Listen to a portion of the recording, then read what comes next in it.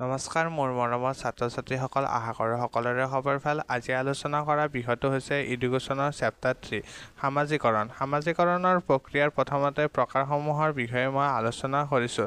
তোমালোকে প্ৰকাৰসমূহ ভালদৰে চাবা বুলি আশা ৰাখিলোঁ। প্ৰথমতে আছে সহযোগিতা। সহযোগিতাত তোমালোকে প্ৰথমতে সহযোগিতা কাক বোলে, সহযোগিতাৰ অৰ্থ কি। তাৰ পাছত সহযোগিতা দুটা প্ৰকাৰ আছে, প্ৰত্যক্ষ সহযোগিতা আৰু পৰোক্ষ সহযোগিতা। এই সহযোগিতাৰ বিষয়ে তোমালোকে লিখিব লাগিব। সহযোগিতা মানে হৈছে সামাজিকৰণত যিটো আমি সহায় কৰা হয় সেইটো হৈছে সহযোগিতা। এই সহযোগিতা মানে হৈছে একেলগে কাম কৰা। তাৰোপৰি প্ৰত্যক্ষ সহযোগিতা আৰু পৰোক্ষ সহযোগিতা। প্ৰত্যক্ষ মানে হৈছে একেলগে কাম কৰা, যিবিলাক কাম একেলগে কৰা হয় তাক প্ৰত্যক্ষ সহযোগিতা বোলে, আৰু যিবিলাক কাম একেলগে কৰা নহয় তাক পৰোক্ষ সহযোগিতা বোলে। তাৰ পাছত আছে সামাজিক প্ৰক্ৰিয়াৰ দ্বিতীয় প্ৰকাৰটো হৈছে প্ৰতিযোগিতা।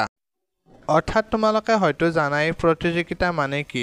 প্ৰতিযোগিতা মানে হৈছে সংঘাত যিটো অকল মানৱৰ ক্ষেত্ৰত সাৰ্বজনীয় নহয়, আনকি গছ গছনি জীৱ জন্তুৰ ক্ষেত্ৰতো বিদ্যমান।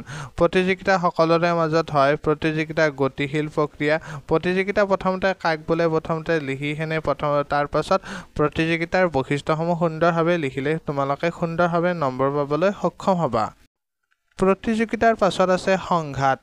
আমি যিকোনো এটা কাম কৰিবলৈ হ'লে কিবা এটা কাম কৰিবলৈ হ'লে কিবা এটা সংঘাতৰ সন্মুখীন হওঁ। সেই সংঘাতটো হৈছে এইটো সংঘাত। তোমালোকে সংঘাতৰ বিষয়ে জানাই। অৰ্থাৎ কিছুমান সংঘাত থাকে যিবিলাক সংঘাতৰ মানুহৰ আশা আকাংক্ষা সকলোবিলাক নিৰাশা কৰে। তাৰপিছত শেষতটো হৈছে উপযোজন ক্ষমতা। তোমালোকে 4টা লিখিলেই হ'ব।